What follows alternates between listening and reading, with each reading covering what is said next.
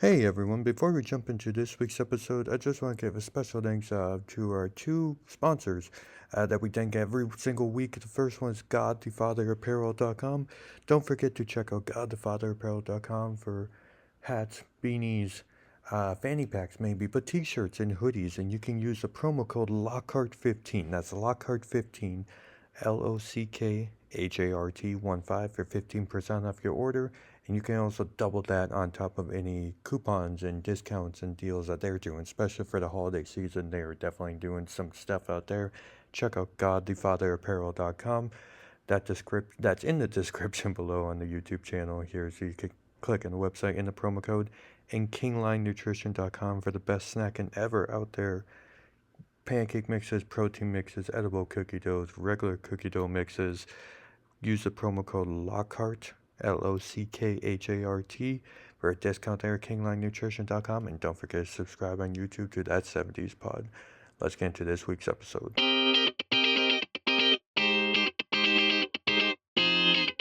We are here once again. That 70s pod. We are kicking off episode 27. World Series has been crazy. We hope you had a nice Halloween. And as we're uploading this, we have a new, we did an election episode. So the election day has passed. Daylight saving time is like right here. So there's a lot going on, and there's a lot going on in the world. We are going to continue what we were talking about last week, part two. We're talking about music. Music is great, and we're talking about the 70s music of part two. But as we enter in this month of November, as you're listening to this, 2024, that is. Brian, how are you doing on this fine November night? Well, it's still pretty seasonal around here. Like you said, Halloween is over. We're about halfway, if you can believe it. We're about halfway through the football season already. Crazy. Uh, yeah. I mean, time's moving on. Uh,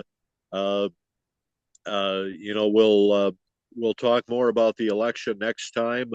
When we get to have our special guest that we've been kind of teasing people about, Yep. Steve Gelder.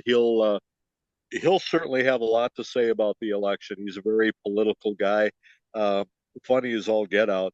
So that'll be hopefully we'll get that put together here in the next week or two.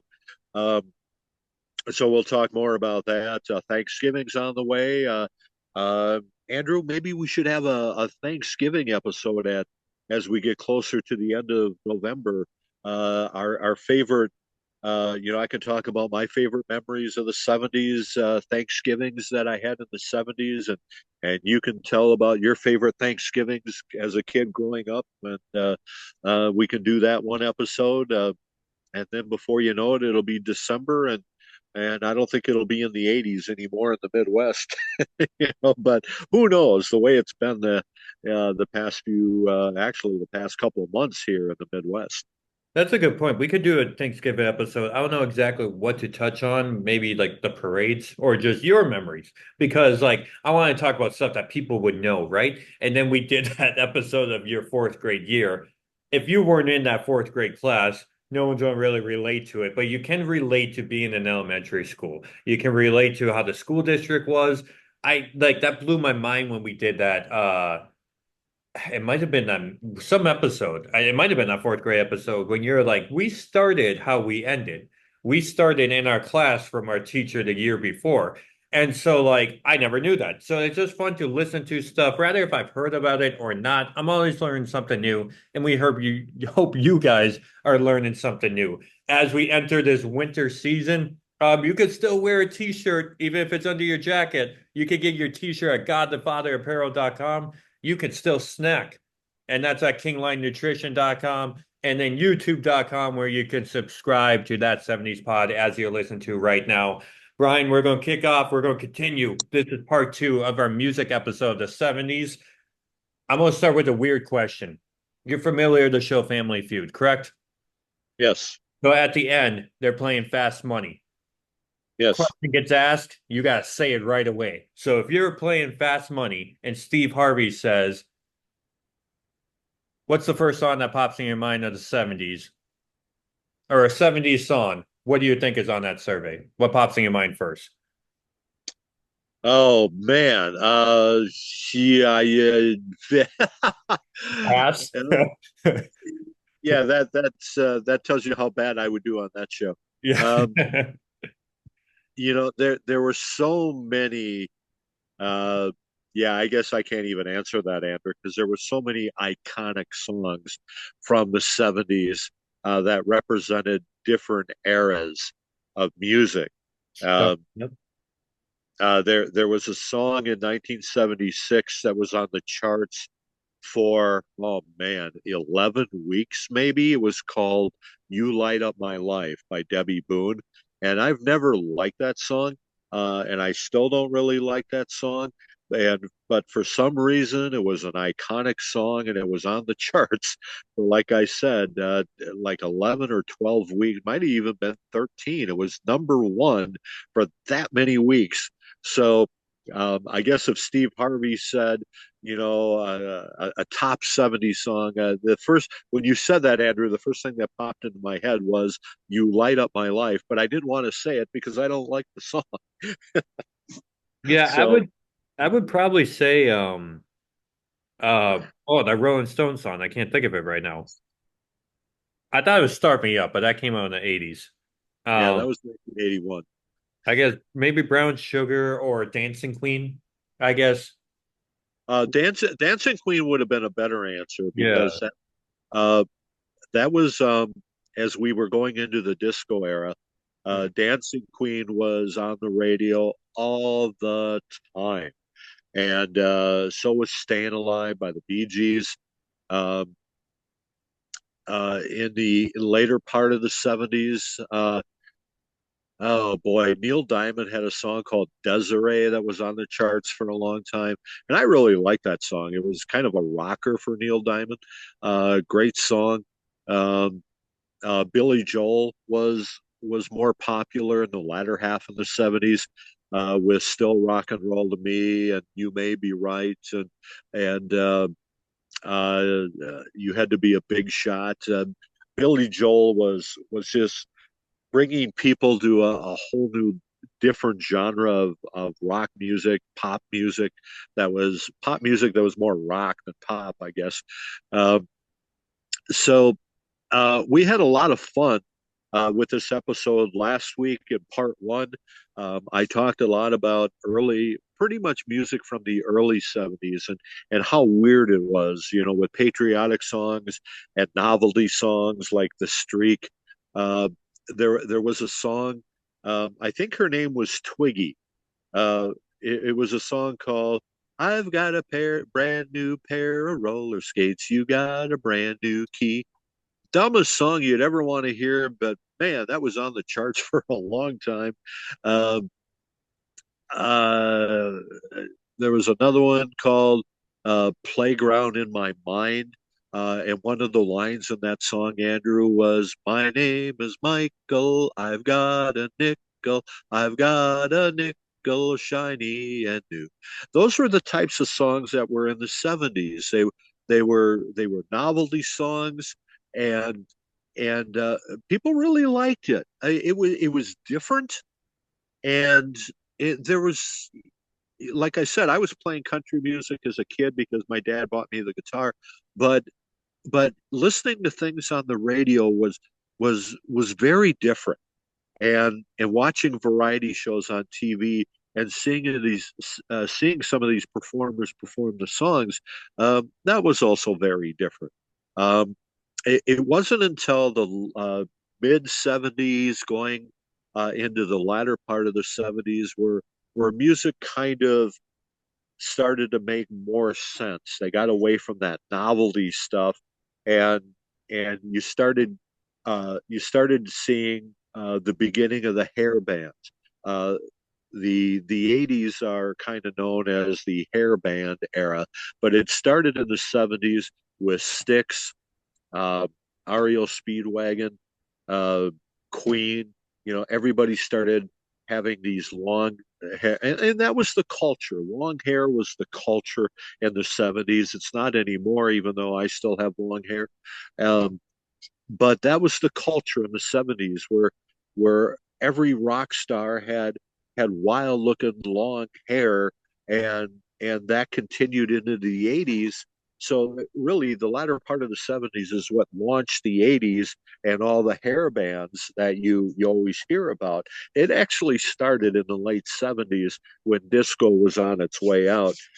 And that's kind of what I want to focus on today's episode. Last week we talked more about late 60s into the early 70s. On today's episode, I want to talk more about mid 70s to the end of the decade when I was in high school, and what kind of music was around in that time frame. Okay. Before we don't forget that, because I want to ask you this question. Music is in all different genres, right? Like movies and TV shows, right? But serious stuff, country, rock, but comedy. You keep on bringing up the streak. Ray Stevens, you're referring to, correct? Yes, And he was in the 70's, correct? yes. So I'm gonna throw out some comedy names real quick and what like you remember of them in the music. We're gonna start with Ray Stevens. I watched a Ray Stevens tape as a kid. I still like the You street. let's rephrase that. You and your brothers wore it out, is what you did. Yes. And I actually had a coworker. I worked at a massage place, and I remember this massage therapist mentioned the streak one time and then brought in this VHS tape. I'm like, that is crazy. I had that tape when like I was a kid. And like the streak is fun. That's a good fun song. But as you get older, the Ballad of the Mississippi Squirrel and the USSR are like such creative, great songs, fun videos as well. So like I'm gonna throw out some comedy names at you. Tell me what you remember of them in the 70's. And if you didn't see them in the 70's and it was 80's and 90's, just say, just say pass because Steve Harvey was like that. But we're gonna start with Ray Stevens. Not the pro wrestler Ray Stevens, but was this the 70's when you first found out about Ray Stevens? Well, before Ray Stevens started doing novelty songs, Andrew, um, Ray Stevens had probably one of the greatest, and I don't know if you would call it a country song or a pop song, Andrew, but Ray Stevens had a song that he wrote and performed that was very iconic in the early 70s, and you might not even know this, but a song called Everything is Beautiful. Yep. Everything is beautiful in That its was in own. that video. That's on the videotape. That's right. But that song was uh, that's what put Ray Stevens on the map. He's a terrific songwriter. He doesn't have the greatest voice, but he that was probably the best song he wrote and recorded before he started doing the novelty stuff. So he came out with the streak. The other two ones you mentioned, the USSR and the Mississippi Squirrel Revival, those were actually in the early 80s. Um, uh, he did other things in the 70s, but I really don't remember him now. The streak got him to number one for 2 weeks, and and the reason he did the streak is because, again, that was what was going on in America at the time. There was a cultural movement where people were streaking live on TV shows, at baseball games, not so much at football games because it was colder at that time of the year. Um, but streaking was a big thing during political rallies. There's that 70s episode where Eric streaks in 1974 during a political rally with Gerald Ford, and that was a real thing. That was streaking was a big thing in the early 70s, 73, 74, and so that's why Ray Stevens came out with that song. That's so weird how like he has like this come together song, what you said last week of like, I want to teach the world to sing. I want everybody to hold hands. We the world. Don't they know there's Christmas time at all? Like all this like group type ballads. And like he does this serious song and then all of a sudden he's singing like Waking Up with the Dead. Um something about Santa Claus is watching you, like, and then the streak, and he just has like all these other weird videos. Still alive. I'm looking it up right now. Still alive to this day. Kind of like that Haywood Banks, Cleus T. Judd, Weird Al type feel of like maybe they're not parodies, but I'm gonna make you laugh by being clever, and Right. maybe not so clever, but like another one in the 70s, he had the banjo. Actually, no, this guy is clever. Steve Martin, he had music a part of his act. What do you remember about the 70s of Steve Martin when it comes to music? Well, Steve Martin was a terrific stand-up comedian. Um, Most people first found out about Steve Martin from two different avenues. He was on the Tonight Show quite a bit, and his stand-up comedy that he would do on the Tonight Show, he would come out with a banjo. And Steve Martin was a very and still is a very accomplished banjo player, and and from time to time he'll still tour around the country. Um, in the 21st century and play the banjo, and he's got his own bluegrass group.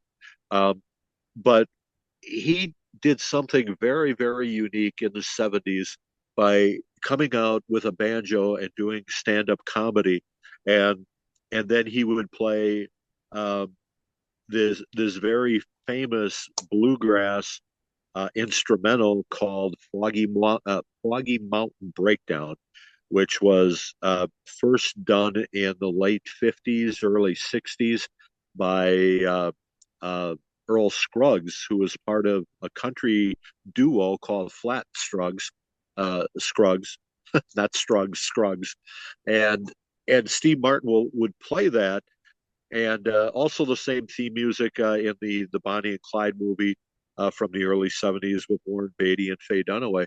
Um, so he would do that, and he was a very accomplished musician, but a lot of people didn't really realize that. They just thought it was funny because because of what he could do, and tie comedy into playing the banjo. And then later, as you know, he came up with an idea to write a song called King Tut, which had nothing to do with the banjo, but he first performed it on Saturday Night Live, and the next thing you know, this song is on the radio. So Steve Martin had a huge hit with King Tut, which was a novelty song. But the reason for King Tut, Andrew, is because in the 70s there was this art exhibit that came over from the Middle East. Um, of There was an actual King Tut, or Tutankhamun, I think is what the real name was.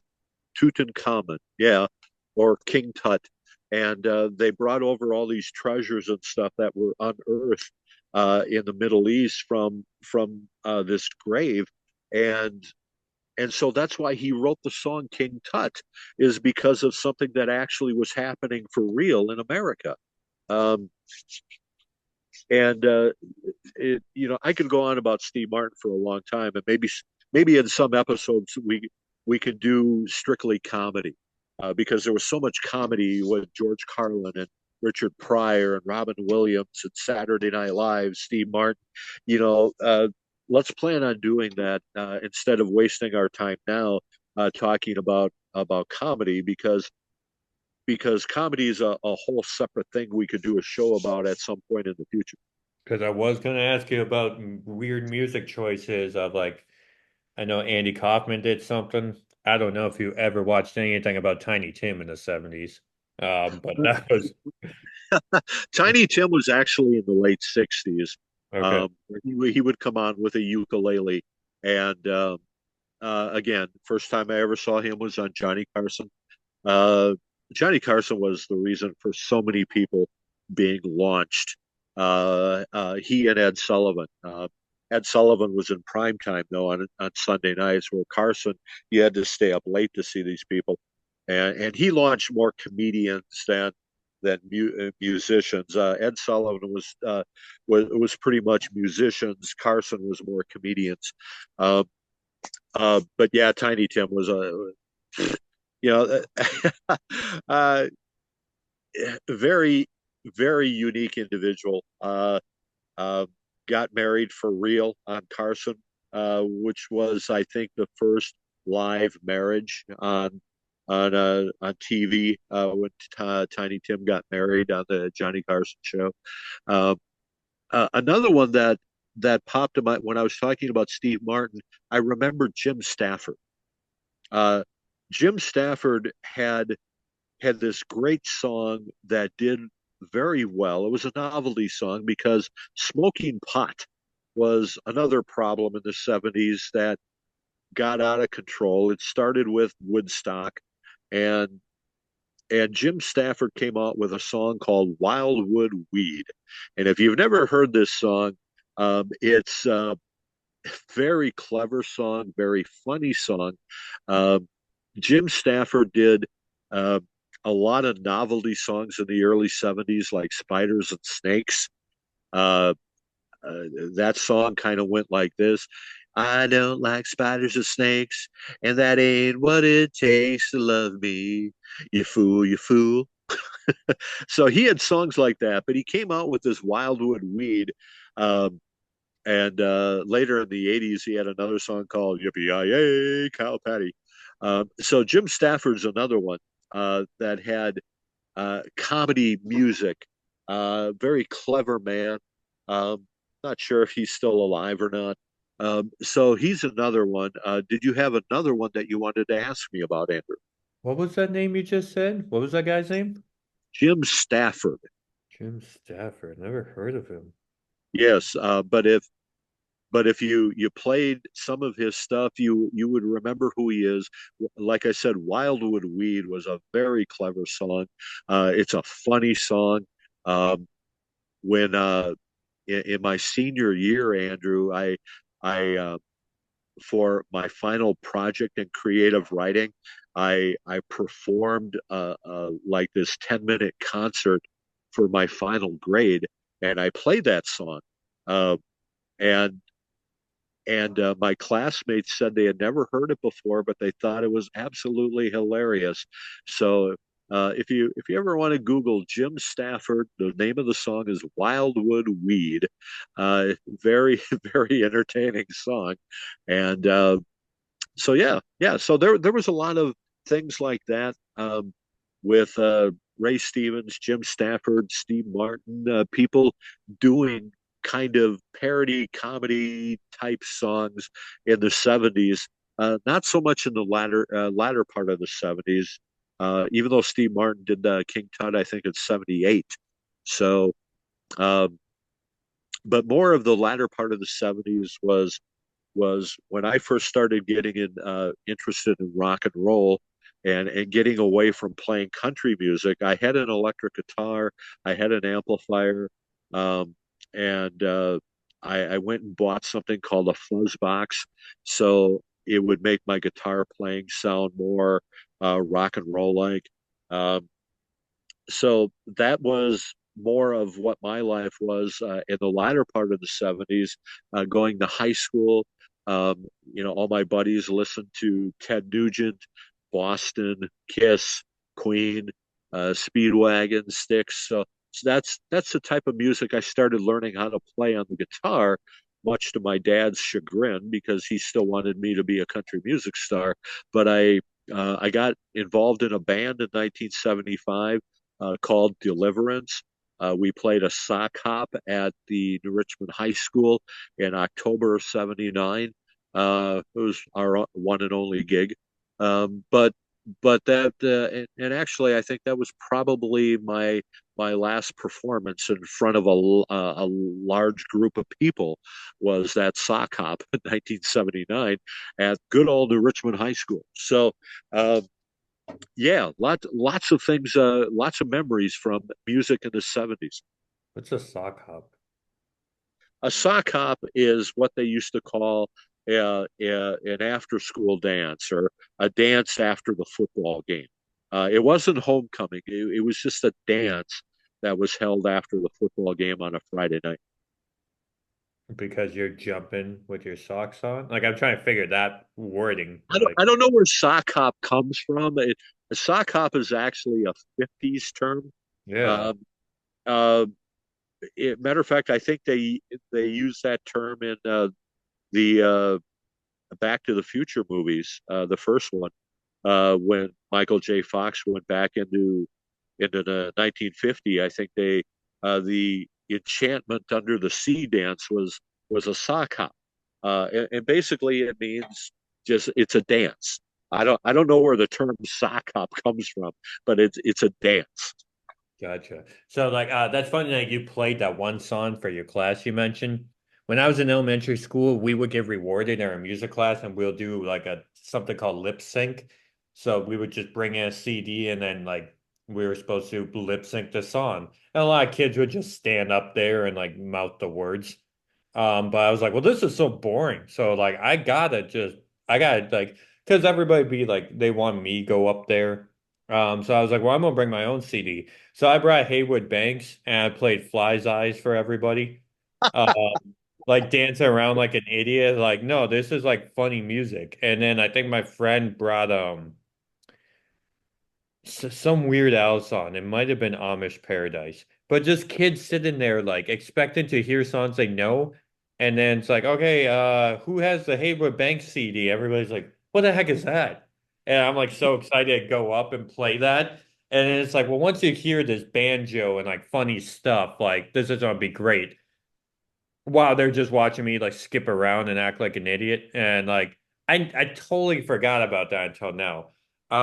Thank you for asking my comedy question. Yeah, I could probably come up with some more, but like when it comes to what you said you want to do today, of like how influential some music were, like I'm just gonna have you go because I'm looking at a list of 70's and it goes on forever of like band after band, artist.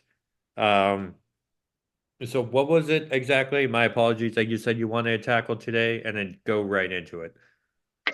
Well, in the latter part of the 70s, um, when we were kind of coming out of the disco era, um, by 1977, I want to say, and music was kind of generating, was getting away from uh, popular music on the radio through much of the early 70s into, let's say, about 1977. Uh, Even though you would have a Led Zeppelin song or maybe an Alice Cooper song mixed into the top 40, most of it dealt with the Carpenters, John Denver, Barry Manilow, and Neil Diamond. And don't get me wrong, I love all those performers. I'm a huge Carpenters fan. Karen Carpenter was such a wonderful singer. She left us way too soon at the age of 32. Beautiful voice. I still get chills when I hear her sing. Was just so wonderful. And groups like ABBA. Yeah, I love ABBA's music. And they came out. Oh, was it in '76? I think ABBA first hit the scene. It says And 73. what's that? It says 73 is their first album came out.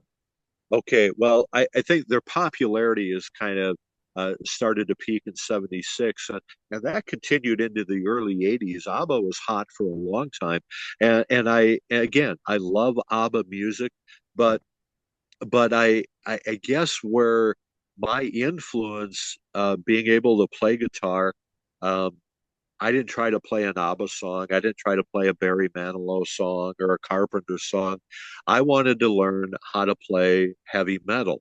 So from like my junior year, maybe even my sophomore year, until I graduated, I was focused on playing heavy metal music.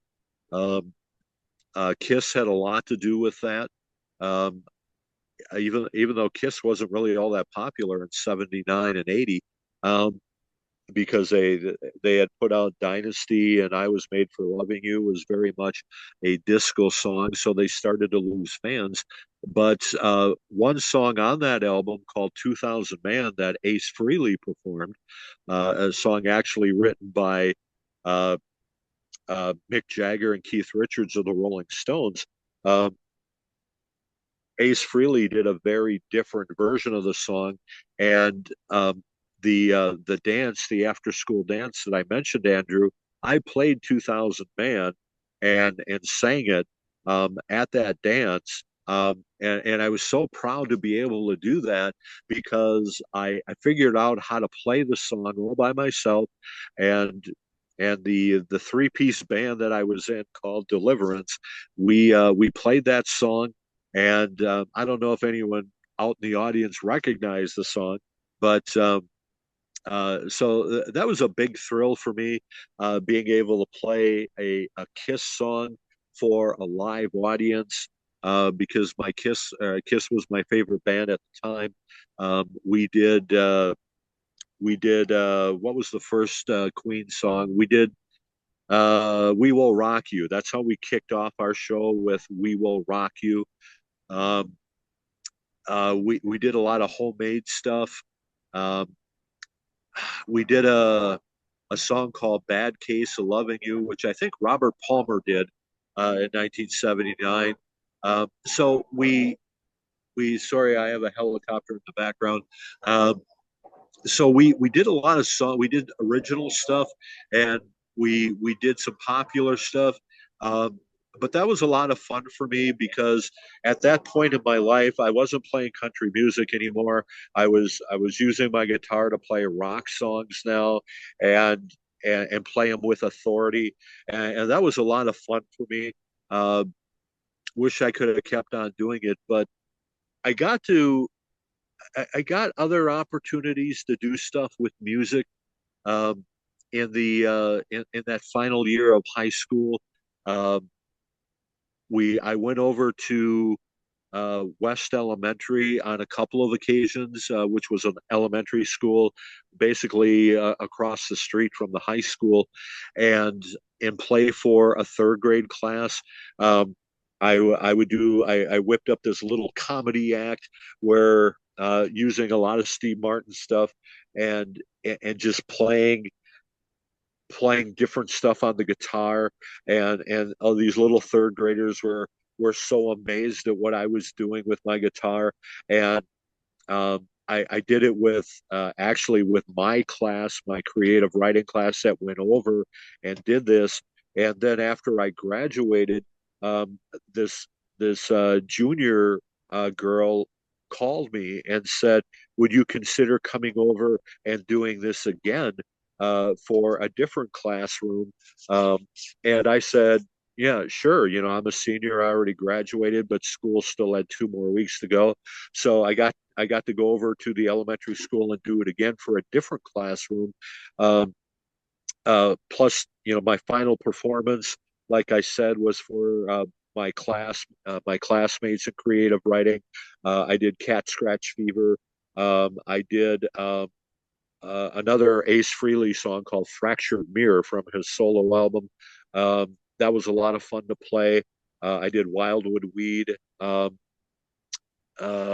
did Shout It Out Loud, another Kiss song.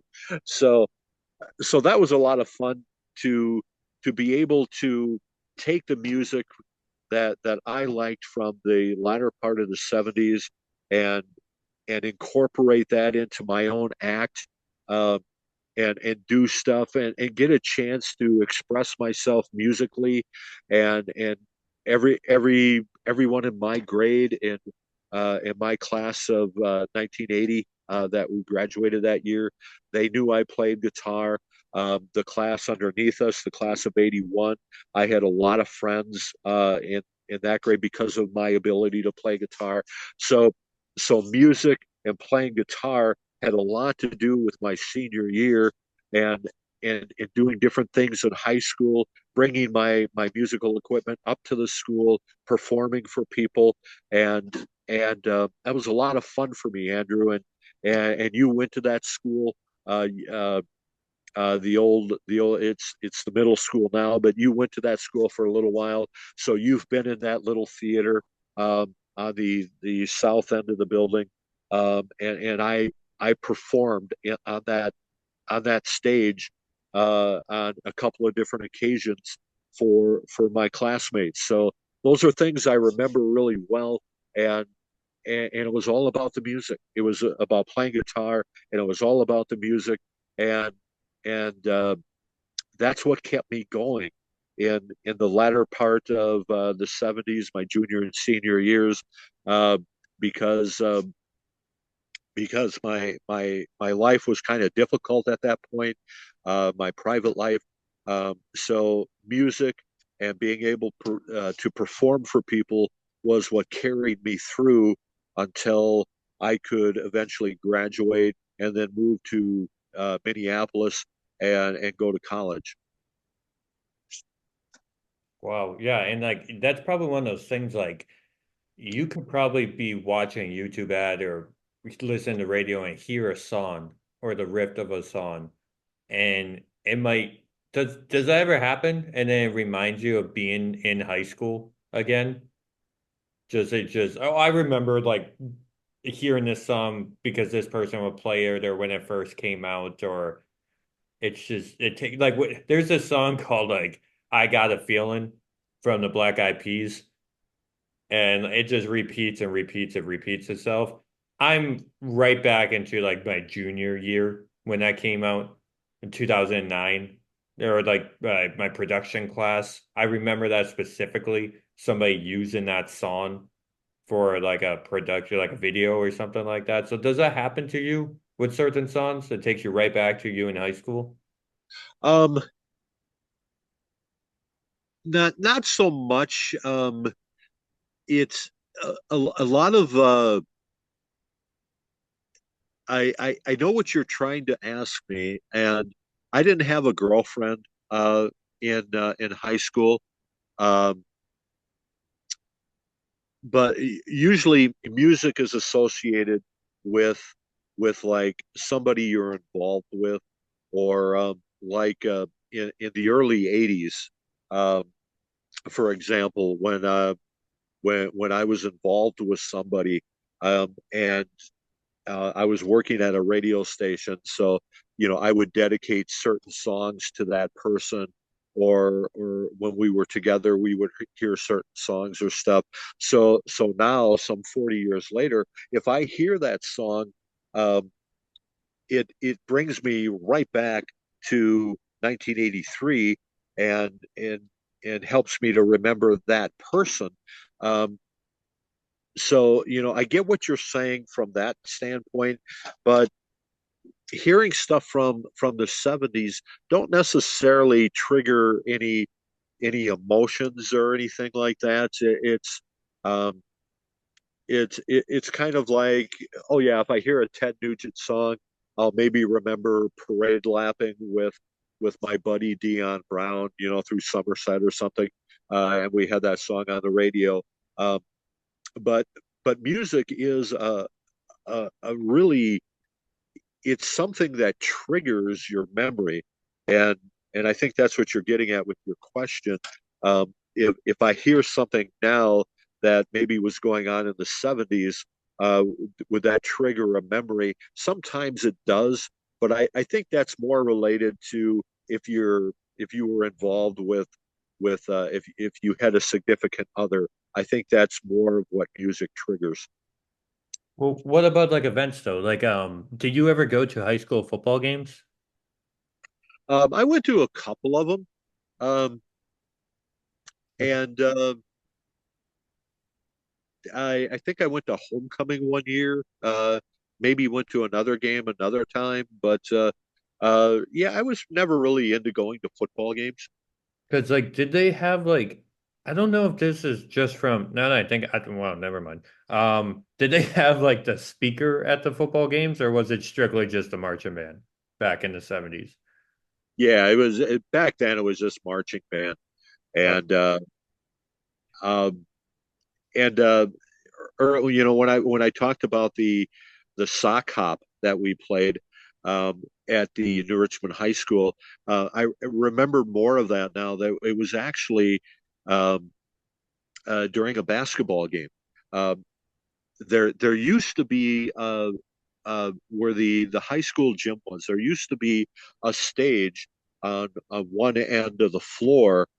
It's not there anymore. They put a wall there, but that used to be a stage with this big old curtain. So while the basketball game was actually going on, Andrew, we were setting up for our concert. It's getting the drums, guitars, keyboards, all that stuff. We were getting set up behind the curtain while the basketball game was going on. And then as soon as the basketball game was done, they had to clear out the gym and so we could do a sound check and then people had to pay to get back in for our concert. So it was actually not after a football game, it was after a basketball game. Okay. Because like I was going to try to make some point of like every time I hear like the song, like I forgot how it goes, but it's like a joy in the life. Oh, oh.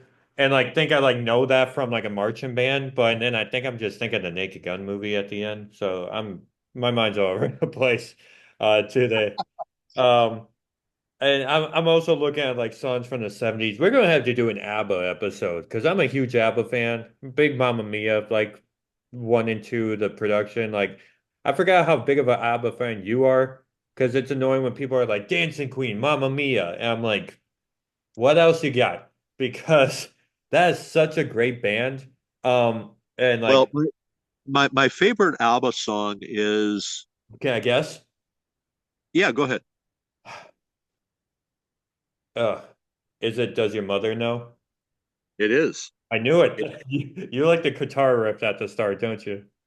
but well, yeah, I mean, I can play that. Oh yeah. That's yeah, that's the only ABBA song I can play. Okay. Um, my other favorite ABBA song is actually from 1983. It's called "The Winner Takes It All," That's a good uh, song. which is a song about divorce, and that song sticks with me for an entirely different reason. But um, but ABBA was just they were so huge, and and another band I really liked that I think a lot of people have forgotten about are the Doobie Brothers. Um, the Doobie Brothers were a different type of band. I mean, they could rock hard with China Grove, and they could play songs like "Taking It to the Streets" or "Whoa, Listen to the Music." Um, so the Doobie Brothers were really huge with me as well. I really like their music. Um, a lot of my classmates got into Boston, and I was really never a Boston fan until after I graduated from high school. Um, when you look back at the album that Boston put out in 1976, you still hear that on the radio today, More Than a Feeling and Don't Look Back. I mean, great, great, great songs. And I kind of wish I would have learned how to play them. I still could. Um, but Boston was really popular for a couple of years. But they only put out an album like every 5 years or so, or whatever it is. So, um, That's and of course the Stones, uh, they had this world tour going in 78 or 79, so that was a big deal. Um, yeah, in my senior year, me and my buddies went and seen Kiss at the Met Center in Bloomington. That's not there anymore. They tore that down. Um, but that was the first time I got to see Kiss and all the original members. That was the Dynasty tour. So that's where I got to see Ace do 2000 Man, and so I had to do 2000 Man as well. Um, wait, so yeah, a lot of fun. where was the Met Center? The Met Center was um, right across from the Mall of America, uh, which used to be the old Metropolitan Stadium where the Twins and Vikings played. They tore that down to make the Mall of America. The Met Center stayed uh, kind of over where IKEA is. The Met Center stayed there for a while because the North Stars were still playing there until till they left town, which was in the early 90s. And then after the North Stars left, then they blew it up. What was your favorite Boston song, by the way? What'd you say? Well, probably More Than a Feeling. Uh, Don't Look Back's a good song too, but More Than a Feeling is a song that you usually can still hear today on the radio. If I ever turn on like the oldie station, I usually hear More Than a Feeling right away. Peace of Mind. Do you know that one? That's my favorite Boston song. Yeah, very good song as well. Boston just had some good music. They uh, they had a different way of doing music where um, the song would start and it was like you would have the lead guitarist go on on this instrumental right at the start of the song. Usually, in rock songs, the lead guitarist would rip into a solo, halfway through the song. But Boston kind of did it at the beginning of the song, which was really weird. But I mean, it worked. People really like that, where this, hey, let's have the guitar solo at the start of the song instead of at the end. So, yeah, Boston was very innovative, very, very talented group of musicians. That's a good point because last week we were talking about like music of like in beats, and you're like a lot of country music's were like the 1 2 3 4 1 2 3 4. I'm a big Kiss fan, right? But Kiss is very much like start, chorus, refrain, chorus. Like it's very similar, but Boston, Queen, and Journey, way different ways of how they present their songs. High pitched vocals. Every song was like different, but had the same formula to it. Because if you haven't seen the movie Bohemian Rhapsody, have you seen that movie, by the way? I have not. Okay, so it like Mike Myers is like this you can't even recognize him, but he's like this radio producer of like I can't put this stuff on TV. This isn't rock and roll or on the radio. I can't play this. He's like this isn't music. This is a rock and roll. And like Freddie Mercury's big thing is like it's not rock and roll, it's Queen. Like we're different. We're not a band, we're Queen. Like you don't know what to expect with us. And we're gonna engage the crowd, which that's you said we will rock you. You guys started that. That's just such Yeah, a cool way of like 70s was so unique of like I mentioned last week of like Lady Gaga and Madonna and stuff like that being unique, but just the bands of how they perform. And I got so many random questions popping in my mind now. Like one, where did Deliverance come from? Like why was that the name of your band? well, the, we were a three-piece band, and uh, our drummer, his name was Lee Katuan, and he lived right up by the high school. Um, and so did the leader of the band. His name was Bob Mayer. Um, he was my age. We graduated the same year. The drummer graduated a year before us. Um, and and the two of them came up with Deliverance. I'm not really sure where it came from, but I don't know. It was a good name. We I don't know what it meant, uh, but that was the name of the band. It means the action of being rescued and set free. Okay, Liberation. All right. okay. I don't know if that had anything to do with it, but And we were talking about country or comedy music earlier. I found this random one on YouTube. What does your bubble gum taste, or what flavor is your chewing gum? Have you ever heard of this guy, Lonnie Dogan? Oh, I he's in his kind of 70s. I He's like kind of remember that. That was more 50s. early 70s. Okay, never mind. He's in the 50s. I was like way back. Okay. And then because I was just there's random music you were talking about, and like everybody likes different eras, right? Like if it's like I really like that song Billy Billy Bayo by Jim Reeves. Yeah. Uh, but isn't that like is that that's not even 70s, isn't it? That song was Jim Reeves came out with that in 61 or 62, and then Charlie Pride did a remake of that in the early 70s. And that's another one of those songs that I knew how to play that. Hmm. Uh, Billy Billy Bio. Oh, 1958 it came out. Yeah. I don't even know how you know that song, but Uh, Last week I was talking about being on in the minivan with you listening it was 93X for rock music. You didn't think that was appropriate, so we started listening to KS95. As we got older, K102 country became a really big hit in our family for some reason. And country was more so cooler of like, oh, this guy uses an electric guitar. That's kind of cool. Or Trace Atkins uses like a DJ. Like that's kind of cool. So we were on Sundays, they would play throwback country. So I was in the van doing like a delivery with you or something like that. And then they played this Billy. I recognize Johnny Cash, right? But they played Billy Billy Bio, and I just would never forget like that beat. And then like, oh, this is really interesting. These guys are so like talented. And because a Family Guy, so many people from my generation know who Conway Twitty is now.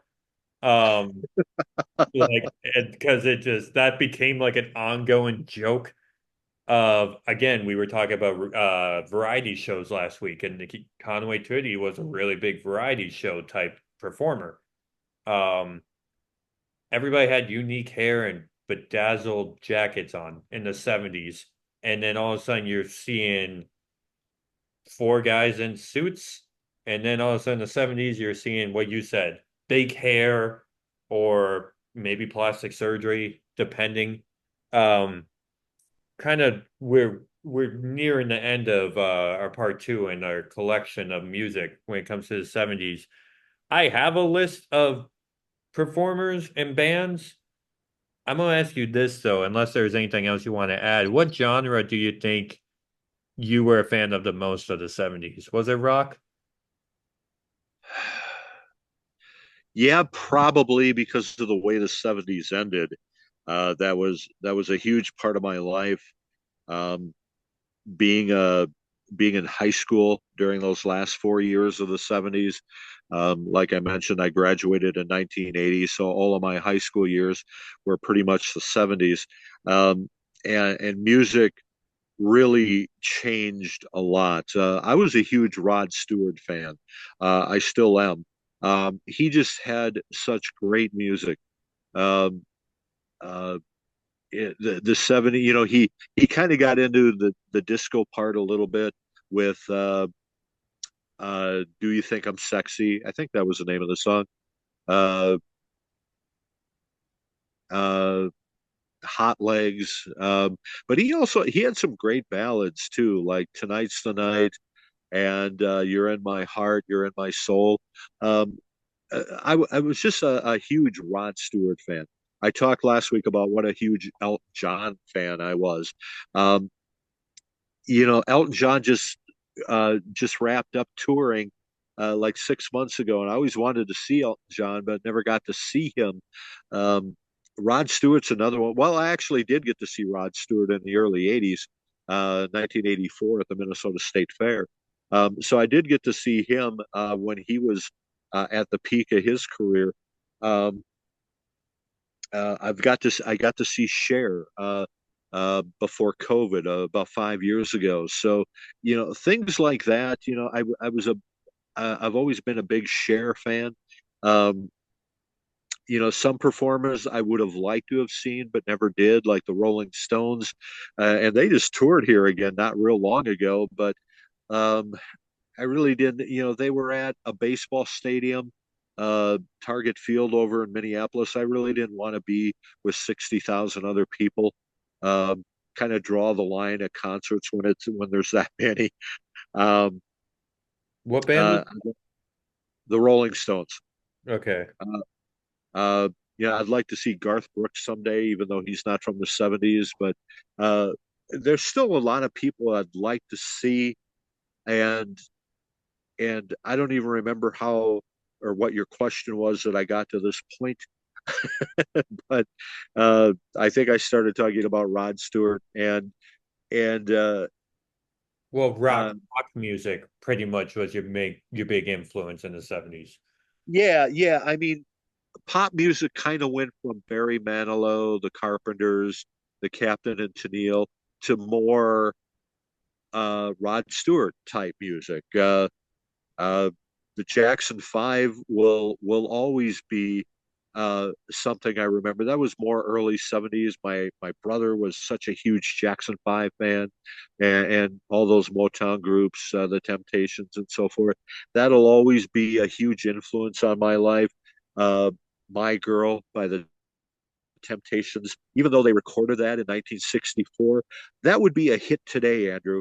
You know, whenever you hear My Girl on the radio, you start singing along with it, and it's like, that would still be a hit today.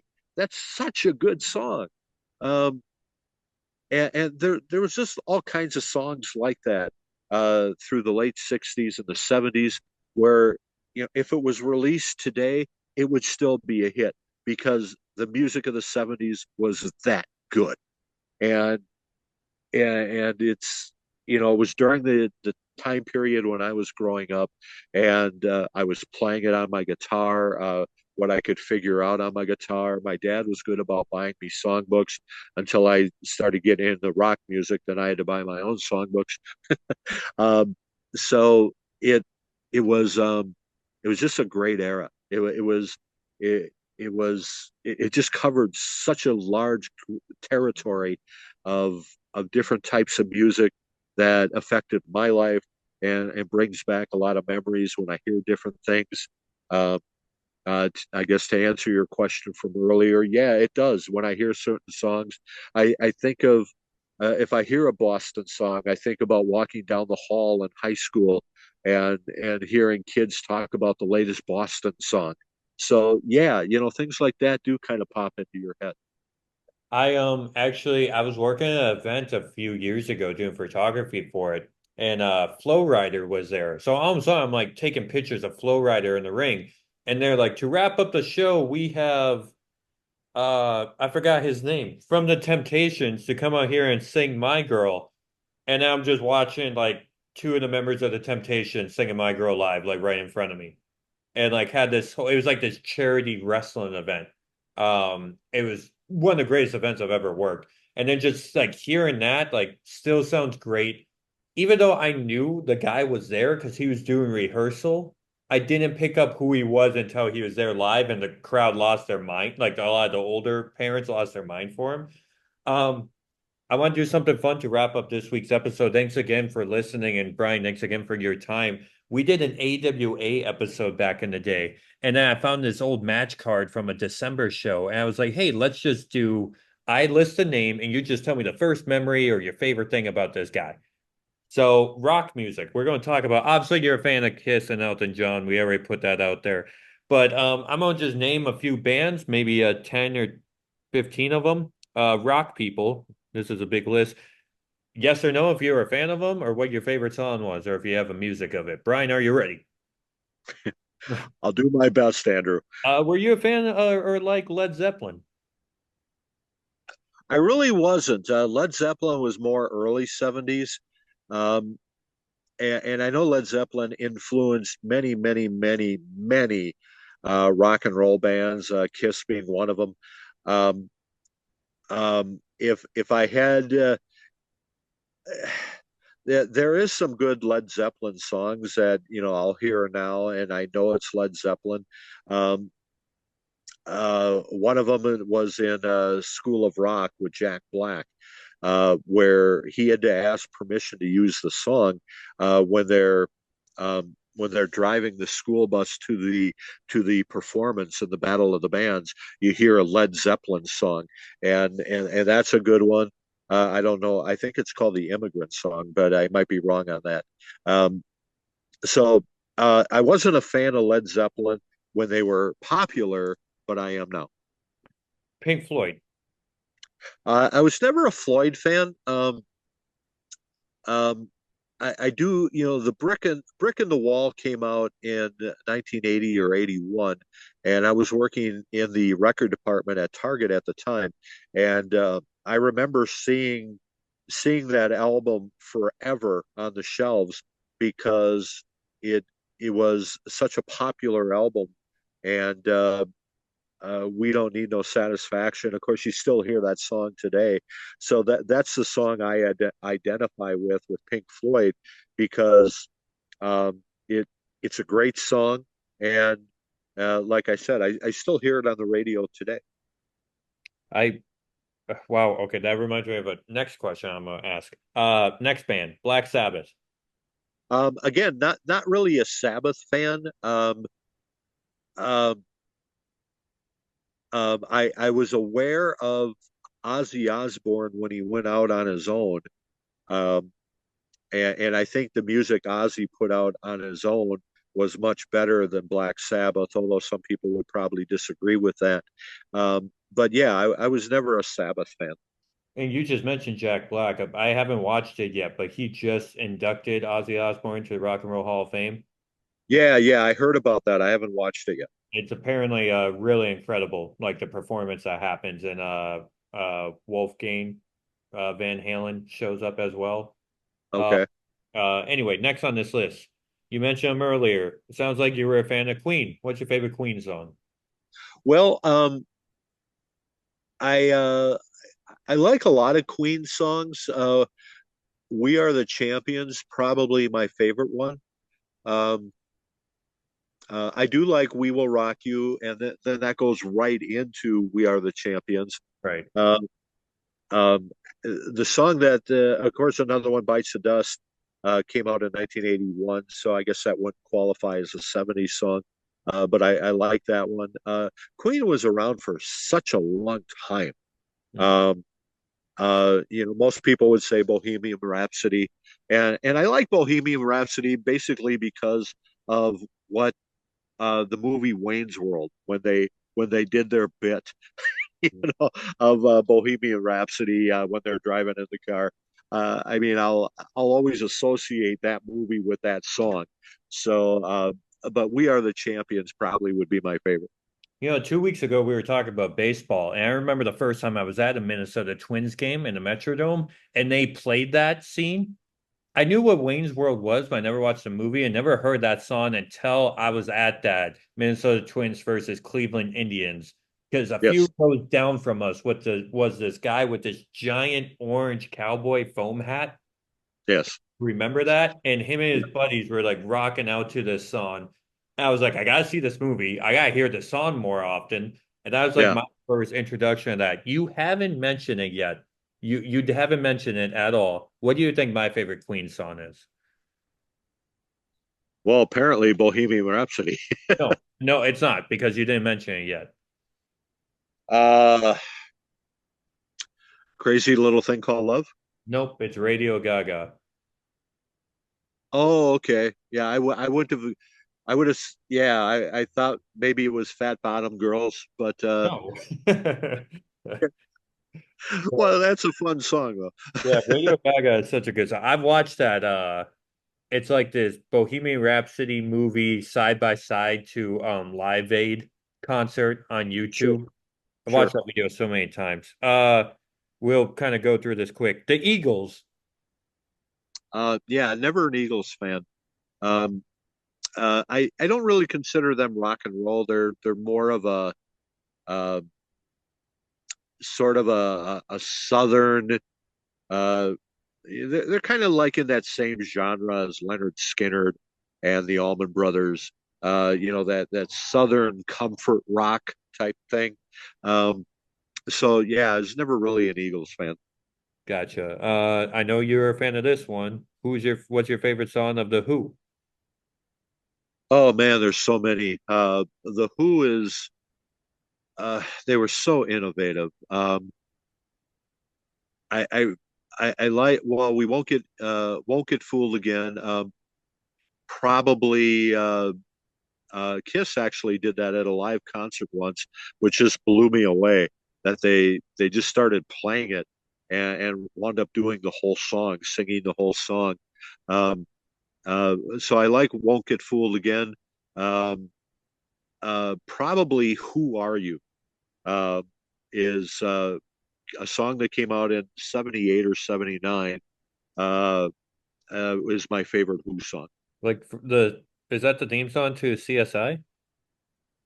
Who Who are you? Yeah. Who, Okay. who? Yeah, that's the Who. Elton John, you already said you're a fan of Fleetwood Mac. Again, not a big Fleetwood Mac fan. They got obviously their album Rumors that came out in 70. When did that come out? 77, 76. That was the top selling album of the decade. That sold so many albums that outsold everything else before and after it came out. Um, but nonetheless, I wasn't really a fan of Fleetwood Mac. Leonard Skinner.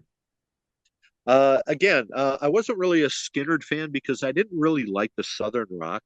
Um, but obviously, Sweet Home Alabama would be my favorite song. Man, this is so funny. Like Leonard Skinner, Black Sabbath, Pink Floyd. Like, how did these names? Like, who comes up with these names? It's crazy. um, Rolling Stones, you already mentioned. AC/DC. You a fan of them? Yeah, when AC/DC came out, I wasn't really familiar with them or listened to them. Um, and their popularity kind of took off more in the early 80s. I can remember walking through, I was living in Staples, Minnesota at the time, and I can remember walking the halls of Staples High School as I was on my way to interview a coach, which was part of my job then. And I had this really long hair, Andrew, and I had a beard, and I heard this one kid say, "Look, Angus Young." And I didn't even know who Angus Young was. It turned out he was a member of AC/DC. But that was back in their days when they had Back in Black and Highway to Hell and stuff. So yeah, I do like AC/DC. Thunderstruck. Um, Obviously, great song. Shoot to Thrill. Uh, Back in Black, as I mentioned, You Shook Me All Night Long. My favorite, of course, Highway to Hell. So great, yeah, great stuff by AC/DC, but they were more early 80s and 70s. You know what that stands for? What, AC/DC? Yeah. Yeah, that's a term of electricity and voltage. It says like alternate current, direct current. So Yeah, like I mean, if you took electronics class in high school, you would know that. um 70s Boston band. Steven Tyler's Aerosmith. Oh God, we haven't talked about Aerosmith. Again, I wasn't a big Aerosmith fan in the 70s. That that was more later. Um, Steven Tyler had great stuff. Aerosmith had great stuff. I couldn't tell you all of their songs right now. Dude Looks Like a Lady actually came out in the 80s, but that was such a funny song. That was such a great song. Um, uh, they had a song about an elevator, and I can't think of what the name of it is right now. Love in an Uh, elevator. yeah, great song. So again, I wasn't an Aerosmith fan so much in the 70s, but I was later. Man, we did a That 70s Show episode a few weeks ago, and you talk about the detail that they went to it. That every time I'm reading a band, I think of Hyde wearing one of their like logoed shirts. And it's Yeah. just so many of these. Next on the list, Bruce Springsteen. Well, Springsteen came out with an album. Um, it might have been in 1980 Hey, when the River came out. Uh, and I really liked a song on there called Cadillac Ranch. Um, if you've never heard it's just a fun song to listen to. It's only like a 3 minute song, but that would be my favorite Springsteen song. Marvin Gaye. Apparently he was rock. I didn't know this. Marvin Gaye was soul music. Again, another Motown performer. Uh, Marvin Gaye was a wonderful performer. Let's Get It On uh, was one of his top hits. Um, oh God, I can't think of the other one. Well, he had like three or four, but Let's Get It On and uh, I think he did something called Sexy Thing. Yeah, I can't remember them all now, but yeah, Marvin Gaye is a wonderful performer. Not somebody I would go to, if I was going through YouTube, like, oh, let's do Marvin Gaye. That, but I like listening to his stuff when it pops on the radio. Um, I had never heard this one. Parliament Funkadactyl or Uh, Funkadelic. Funkadelic, yeah. And they were exactly what they say. They were a funky. Uh, it was a new brand of music called Funkadelic, um, and and the guy, when I went and seen Cher 5 years ago, the guy that wrote most of those songs, I'm not sure if he was in the band or not, opened for Cher when I went to see her 5 years ago. And I can't think of his name right now, but that was an era where they some of the songs were catchy. I don't remember what any of them are right now, but it was just sort of um, for lack of a better way to say it, it was funky black music, but it was really popular in discos and sold a lot of records. Is it like Cool in the Gang? Cool and the Gang was again, that was more 80s. But are they Uh, similar to them? no, Cool and the Gang was more pop music. This was definite funk. Uh, it was just it was like you've heard Shaft. Shaft was a song in the early 70's. It was that kind of beat. It was that funky type of beat. I gotta ask this real quick. We don't have to go big spiel of it, but that whole 70s sucks. Were you a part of that? Or disco sucks? Were you a part of that? No, I mean, I wasn't a huge disco fan. I didn't mind it. Hmm. Um, um, the stuff that the Bee Gees did That's the next was, one on the list, the Bee Gees. yeah. Um, I mean, I look back on that now, and and the stuff that the Bee Gees did was amazing. And it's still popular to this day. You hear, you know, even though people don't want to admit it, if Staying Alive pops on the radio, they'll start, doing the little finger pointing thing, and and dancing a little bit and go, staying alive, ah, ah, staying alive. I mean, we all do it, and it's like, people that say, profess to hating disco will do that to this day. They'll sing along with it because it was catchy. It was fun for a couple of years, um, and I don't think it was ever that people started to hate disco. It's just that maybe they started to get made fun of for liking the music and being like this dance hero on the floor. And but I don't think disco was as bad as everybody made it out to be. ELO. The Electric Light Orchestra, that's another song that my band Deliverance we did. Matter of fact, What's that? after after we did our opening song, "We Will Rock You," we went into a song called "Don't Bring Me Down," Hmm. which was popular at the time by the Electric Light Orchestra, ELO. Um, they had some good music. I wasn't. They were more built around a fantastic stage show.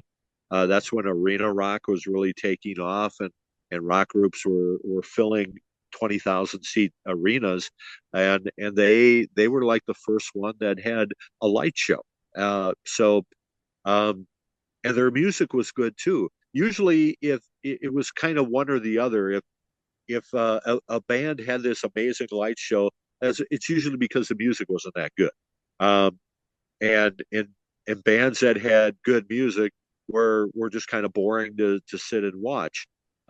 So the electric ELO, the Electric Light Orchestra, kind of combined good music and a good light show, and they were the first ones to do that. Sweet Talking Woman, that's one of my favorite songs. And even Paul McCartney said like if like that was like his vision of like they were like the next generation of the Beatles. if they like stayed together. A few more on this Right. list, and then we're going to wrap up. Were you a fan of Bob Marley? I was not. I couldn't tell you anything he did. Okay. Creedence Clearwater Revival. Well, they were more late 60s, early 70s. Um, CCR is uh, is what it's short for. Um, Yeah, John they had Paul. what's that? John Fogerty. Yeah, Yeah. it's the lead singer. They have the dubious distinction, Andrew, of having five number 2 songs. And by that, I mean they had great music. They really did. They had songs that roared up the charts, and they'd get the number 2 and they would stall. That happened to them 5 different times. And they never had a number 1 song, but they were at number 2 5 different times. And I don't remember all the songs. I know "Proud Mary" was one of them, which Tina Turner later did. Um, I something back door, looking out my back door was one of them. I I mean, here comes. Have you ever seen The Rain? Have you ever seen the rain? Very good song. I have Uh, that greatest hits of that band. So yeah. Do I? I You do. know? I do. Oh, you do. Okay, yeah. I should have that as well. I don't know why I don't. That like Bad Moon Rising. Um yeah, Bad Moon Rising, Put Me In, Coach. Well, that wasn't a CCR song. That um, center field, John Fogerty recorded on his own in the early 80s. My favorite CCR song was something called Traveling Band. Yep, that too. Really a hard rocking song. So that's my favorite CCR song. David Bowie. Never really a Bowie fan. I like Modern Love, but that came out in 1983. Uh, Well, yeah. but Ground Control to Major Tom, was a huge thing for him in the early 70s when he was doing his androgyny thing. I mean, a very talented man. Probably my all-time favorite Christmas song is David Bowie and Bing Crosby uh, doing a version of the Little Drummer Boy. Uh, so if you ever get a chance to watch that, do so. Very, very well done. I was just at a hotel and I was watching Friends, and there's that episode where like at the end that video footage shows up a Chandler like singing that ground control song. Yeah. Cracks me up every time. Uh we got six more. Blue Oyster Cult. They I don't remember a lot about their music. I do remember that before Kiss was popular, they opened for Blue Oyster Cult, I knew you were and gonna say this. and then the following year, To the um, day. uh, Blue Oyster Cult was opening for Kiss. For the So exact same day. In that movie Detroit Rock City, they make a point of saying that. yeah, yeah, And then yeah, and that's a true story. So Kiss would never come out with the disco album and like just all this stuff of like which they did, by the way, Dynasty. Deep Purple. yeah, Deep Purple, great music. Smoke on the Water, by far my favorite song, which was it's such a great story behind that song. In that they were putting out a new album and they needed to put on one more song, and all of a sudden, the place, the nightclub they used to work at, Andrew, burned to the ground, because of arson. Some idiot shot a flare gun into this nightclub and burned the place to the ground. And that's what the song is about. If you think about some of the lyrics, you know, smoke on the water, it's fire in the sky. It's because of this. It was a personal song to them. Some stupid with a flare gun burned the place to the ground. It's a true story. They wrote this song about this club they played at, and they couldn't play there anymore because some idiot burned it to the ground. And they wrote a song about it and put it on the album because they needed one more song, and that turned out to be their biggest hit ever. You mentioned the Allman Brothers earlier. You were kind of Allman Brothers fan a little bit. Um, or no, you say you weren't an Allman Brothers fan? Well, the only song I really liked by them was "Lord, I was born a rambling man." Yeah. Yeah, yeah, that's again, that's that Southern rock stuff, and I was really never into that. The Ramones. Yeah, not a Ramones fan at all. Like, Couldn't tell you one song. uh, were the Sex Pistols in the 70s, or is this wrong? Well, they were in the for a while. Punk rock was big, and the Sex Pistols. I only saw them one time on Saturday Night Live. Thought they were weird as heck, Hmm. and no, I was never into the Sex Pistols. Tom Petty and the Heartbreakers. Well, that's kind of a weird story because I was never really into Tom Petty and the Heartbreakers until way, way, way later, like the 90s, early 2000s. Sadly, he passed away. He's another one I would have liked to seen in concert. Um, my favorite Tom Petty song is called "Running Down a Dream." I knew it.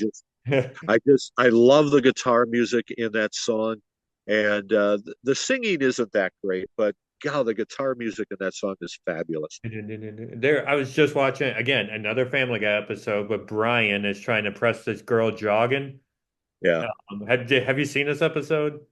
I And don't think so. he hits like his runner's high, and then that music starts playing, and then he like Yeah. it's so good. Um, Last one on this list, and then I got one more for you that I saw live. Um, Van Halen. They're not really 70's in your mind, are they? Um, they did come out in the late 70s.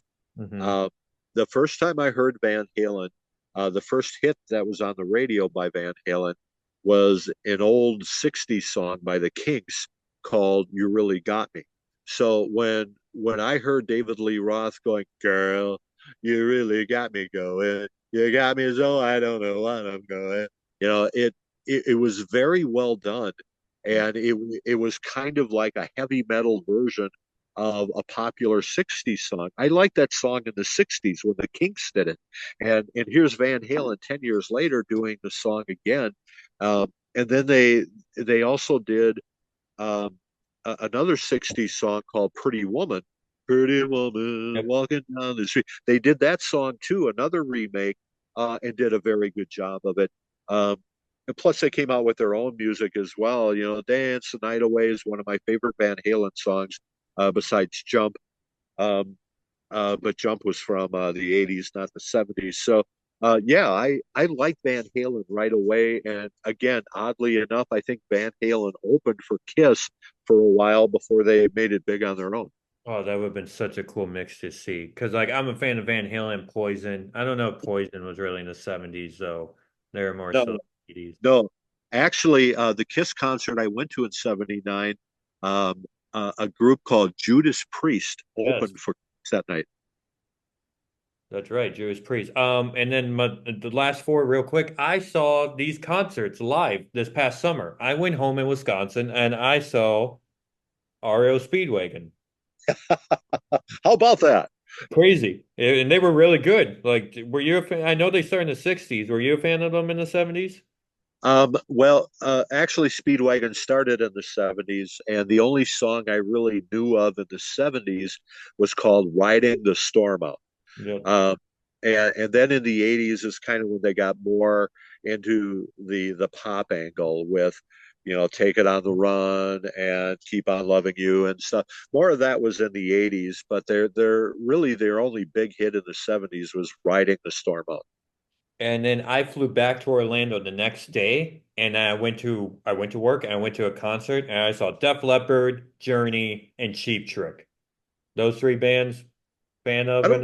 the Did 70's. you did you tell me about that? I don't remember that. yeah, I saw it in the World Camping Stadium here in Orlando. It was like I walked up, I was like in the very last section, very last seat of like the bleachers. It was kind of eerie looking over. But like I know I definitely filmed video and sent it to you. But yeah, I before I went up, I walked up into the main center and it was like I was in a different decade because it was just people everywhere, just giant trusses. Um, so yeah, were you a Def Leppard fan? Def Leppard actually came out in the '80s, Andrew. So no, Uh, and I wasn't really a Def Leppard fan. I mean, I don't mind them. They've got some good songs. Uh, Pour Some Sugar on Me, Hysteria. okay. Uh, I mean, they 77. uh, but but Cheap Trick definitely was someone I listened to in the '70s. Um, their album live at Budokan, and when they were in Japan and they recorded a live album, very well done. Uh-huh. I Want You to Want Me, Surrender.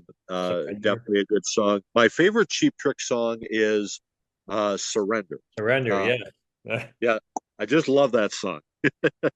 And then Journey. Again, Journey was more popular in the '80s. They started in the '70s.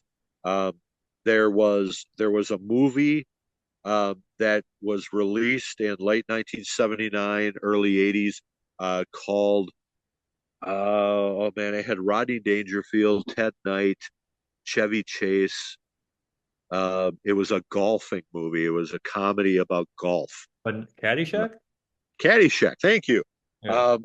And the Journey song "Any Way You Want It" was in that movie when Rodney Dangerfield was out on the golf course and he turned on a radio and it started playing "Any Way You Want It." That's the way, and that was Journey. That was my first exposure to Journey.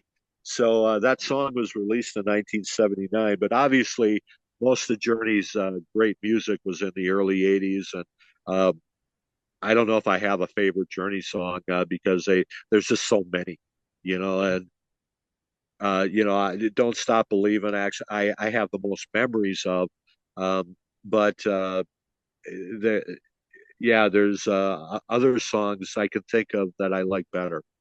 And we're wrapping up this week's episode. I thank you again. You mentioned Pink Floyd album, and then I think of the ABBA Gold album. I mean, stuff like that. What album cover of the 70's is number one in your mind? Well, one guy we haven't talked about at all from the '70s who I was a big fan of was Meatloaf. Um, Gotcha. and one of your brothers is a huge Meatloaf fan. Um, and that album cover of Bad Out of Hell. Holy cow! When I first saw that, I just looked at that and looked at that and looked at that. I was so amazed at the artwork. Um, just and that kind of launched other bands to do the same thing. Kiss with Destroyer and Love Gun, more so Destroyer than Love Gun. Um, with the artwork. And there was another band called Molly Hatchet that had this great album cover, and album covers just became uh, instead of showing a blase picture of the band, album covers became this cool thing, this cool artwork. And Bad Out of Hell was probably the best album cover that comes to mind. There maybe was others, but that's the one that came to mind as soon as you said that. I was gonna say Love Gun or Rock and Roll Over are my favorites for that. And music is a favorite. That's just those two. Rock and Roll Over. That's such a cool album cover. Um, of Kiss, that is. Um, yeah, music is great. I listen to Conan O'Brien's podcast, and he always talks about how he wished he was in music because as a comedian, you got to come up with new jokes and new material, and then he could go to a concert, and then all of a sudden, like, Hotel California starts playing, the crowd just erupts, and they could just like live off the same thing. And like, you're at a concert, listen and waiting to hear live music while you're listening to music over the speaker, like to get you ready to listen to like a live song. Music is so great. Is there any last words before we do this little fun activity that you want to say about music of the 70's to take us home for episode 27, Brian? Well, I think most of our listeners would agree, uh, both this week and last week, part one and part two, that that music is such a large part of anybody's life. I don't think anyone could honestly say that they don't listen to music. Music doesn't mean anything to them. They hate music because music is all around us. Mhm. Uh, no matter where you are, uh, you go to a grocery store, you hear music. Uh, you go to church, you hear music. You go to a ball game, you hear music. I mean, music is all around us, and for someone to say that they're not affected by it or it doesn't affect them in some way or they have no memories of it, that's baloney. I mean, music is such a huge part of everybody's life, and like I said, it got me through my high school years, my final 2 years of high school. If it wasn't for my guitar and being able to learn new songs, listen to new songs, try to figure out how to play them. That's what got me through my final 2 years of high school, uh, because that was the most important thing in my life at that point. So music is all around us. Embrace it. Uh, no matter what age you are now. I don't listen to modern music, but I know people that do, and my youngest daughter is very huge on new acts, and she listens to Ed Sheeran and well, Ed Sheeran's actually not so new anymore, but um, she just saw Maggie something or other, Maggie Turner. Well, so I have no idea what any of these people are, but um, yeah, music affects everybody. And go ahead, Andrew, with your final activity here. Well, like, yeah, I agree because like seventh grade, I had a science teacher slash wrestling coach, study hall, everything. I didn't like being in this guy's class. And like Brad Paisley's songs will help get me through when I had to sit in that class. Some Uh, beats. what? No, he didn't do that. Well, I know, but like Brad Paisley, like I'm saying, you said like certain songs will help you get through times. Like just country, like got me through seventh grade a lot. And then like my friend would make these burn CDs for me and wanted a lot of country songs on it. And I mean, it never dies. I was at the Ace Frehley concert this year when he's singing back New York Groove. That's a 70s song. And I'm sitting there watching him like 3 feet away from me performing that live. And like that song that he just wrote for a solo album, and like all of a sudden 2024, like I wasn't alive when that song came out, but just 70s never dies, music never dies. Thank you so much, Brian. We talked about Conway Twitty from Family Guy. We talked about Tom Petty from Family Guy. Um, Another Family Guy bit, and maybe you can join me here. The 1978. I know you're a big fan of this. Um, Man, who doesn't love Barry Manilow? So like, I'm ready to take a chance again. Ready to put my The life for with you you. and living with nothing to show for it. It's just art. And that's one of my all-time favorite scenes from Family Guy. I'm not a big Family Guy like you are, um, but yeah, when they're sitting at a bar and they're going, yeah, who'd want to go see Barry Manilow? I ain't going to that. Yeah, he sucks. And then and Like, they start going, yeah, Weekend in New England's a pretty good song. Yeah, yeah, that's okay. Then and then all of a sudden, we gotta go to that concert. They start singing. Yeah, it's the funniest thing. And and so many people are like that. And you've asked me in previous episodes, well, why did Styx get a bad rap? And it's I don't know why they got a bad rap, but there's still people out there that love Styx. And just like people love Barry Manilow, they just don't want to admit it, and because they don't want to look stupid. Then all of a sudden, everybody's singing along, So that's what music does to you.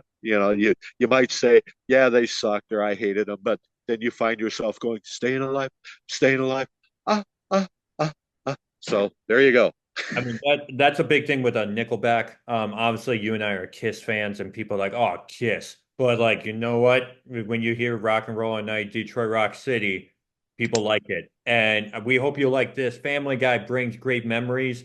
They have a bit where they do Journey's Don't Stop Believing. I don't know if you ever seen that scene.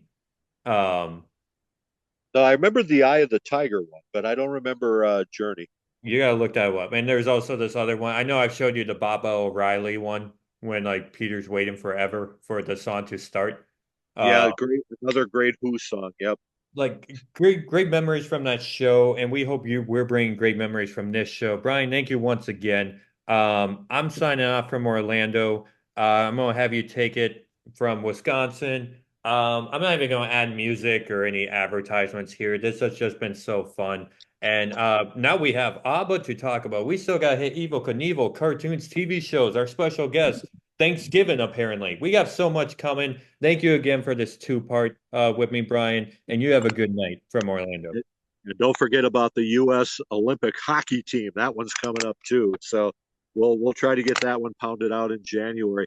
Thanks for listening, everyone. It's been I could talk about music for hours, and we did. It took us 2 episodes to get it all in, and we could probably do 2 more episodes. But thanks for listening, and we will next time we talk, we'll talk more about something from the 70s. So tune in, find out what we're going to talk about, and have a great week.